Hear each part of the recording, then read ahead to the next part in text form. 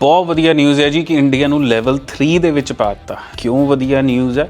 ਜਦੋਂ ਇੰਡੀਆ ਪਹਿਲਾਂ ਲੈਵਲ 3 'ਚ ਹੁੰਦਾ ਸੀਗਾ ਉਦੋਂ ਵੀਜ਼ਾ ਗ੍ਰਾਂਟ ਜਾਂ ਆਸਟ੍ਰੇਲੀਆ ਦਾ ਸਟੂਡੈਂਟ ਵੀਜ਼ਾ ਦਾ ਸਕਸੈਸ ਰੇਟ ਬਹੁਤ ਵਧੀਆ ਸੀ, ਚਾਹੇ ਔਨਸ਼ੋਰ ਲਾ ਲਓ ਜਾਂ ਆਫਸ਼ੋਰ ਲਾ ਲਓ। ਬਟ ਜਦੋਂ ਤੋਂ ਲੈਵਲ 2 ਦੇ ਨਾਂ ਤੇ ਵਿਦਆਊਟ ਫੰਡ ਵਿਦਆਊਟ ਇੰਗਲਿਸ਼ ਫਾਈਲਾਂ ਲੌਂਚ ਹੋਣੀਆਂ ਸ਼ੁਰੂ ਹੋਈਆਂ, ਸਭ ਤੋਂ ਜ਼ਿਆਦਾ ਰਿਫਿਊਜ਼ਲਸ ਆਈਆਂ। ਸੋ ਇਸ ਲਈ ਬਹੁਤ ਵਧੀਆ ਨਿਊਜ਼ ਹੈ ਕਿ ਇੰਡੀਆ ਨੂੰ ਲੈਵਲ 3 'ਚ ਪਾ ਦਿੱਤਾ। ਜੇ ਅੱਜ ਦੀ ਡੇਟ ਦੇ ਵਿੱਚ ਵੀ ਤੁਸੀਂ ਲੈਵਲਾਂ ਦੇ ਚੱਕਰਵਿਊਹ 'ਚ ਫਸੇ ਹੋ ਤਾਂ ਗਲਤ ਟਾਰਗੇਟ ਕਰ ਰਹੇ ਹੋ। ਜੇ ਕੋਈ ਏਜੰਟ ਇਹ ਕਹਿ ਕੇ ਤੁਹਾਨੂੰ ਕੋਈ ਕਾਲਜ ਜਾਂ ਵੀਜ਼ਾ ਵੇਚ ਰਿਹਾ ਕਿ ਲੈਵਲ 2 'ਚ ਹੈ ਜਾਂ ਲੈਵਲ 1 'ਚ ਹੈ, ਤੇ ਸ਼ਾਇਦ ਗਲਤ ਹੈ। ਜੋ ਤੁਸੀਂ ਡਿਪਾਰਟਮੈਂਟ ਕੋ ਆਪਦੀ ਸਟੂਡੈਂਟ ਵੀਜ਼ਾ ਦੀ ਫਾਈਲ ਲਾਣੀ, ਬੀਟ ਔਨਸ਼ੋਰ ਔਰ ਆਫਸ਼ੋਰ, ਮੇਕ ਸ਼ੋਰ ਤੁਸੀਂ ਸਾਰੇ ਡਾਕੂਮੈਂਟੇਸ਼ਨ ਦਿਓ, ਇਨਕਲੂਡਿੰਗ ਯੋਰ ਫਾਈਨੈਂਸ਼ੀਅਲਸ ਤੇ ਯੋਰ ਇੰਗਲਿਸ਼ ਐਜ਼ ਵੈਲ। ਨਹੀਂ ਦਊਂਗੇ ਰਿਫਿਊਜ਼ਲ ਆਏਗੀ, ਬਹੁਤ ਜ਼ਿਆਦਾ ਚਾਂਸਸ ਵਧਣਗੇ ਰਿਫਿਊਜ਼ਲ ਦੇ। ਤੁਸੀਂ ਸਟੂਡੈਂਟ ਵੀਜ਼ਾ ਅਪਲਾਈ ਕਰਾਉਣਾ ਚਾਹੁੰਦੇ ਹੋ, ਚਾਹੇ ਤੁਹਾਡਾ 15 ਮਾਰਚ ਨੂੰ ਜੇ ਐਕਸਪਾਇਰ ਵੀ ਹੋ ਰਿਹਾ, ਇੱਕ ਵਾਰ ਜ਼ਰੂਰ ਮੈਨੂੰ ਜਾਂ ਮੇਰੀ ਟੀਮ ਨੂੰ ਕੰਟੈਕਟ ਕਰਕੇ ਅਪਲਾਈ ਕਰ ਸਕਦੇ ਹੋ। ਧੰਨਵਾਦ।